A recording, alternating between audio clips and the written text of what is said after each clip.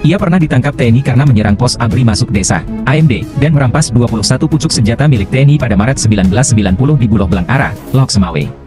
Saat persidangan kasus itulah namanya menjadi fenomenal ketika bersikukuh untuk tidak mau diadili atas nama Pengadilan Indonesia, kulawan pemerintahnya, benderaku PE Kuronyo.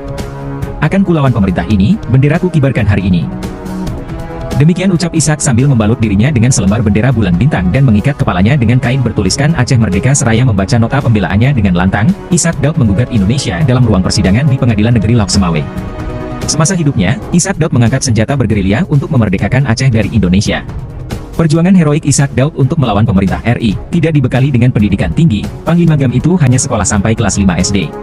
Tetapi pria yang akrab disapa Abu Syik itu selain dikenal tampan, ia juga sosok yang cerdas, berharisma, memiliki pengetahuan luas dan cakap berbicara. Setelah resmi bergabung dengan GAM pada tahun 1987, Ishak mendapatkan kesempatan untuk menempuh pendidikan semi komando di Libya selama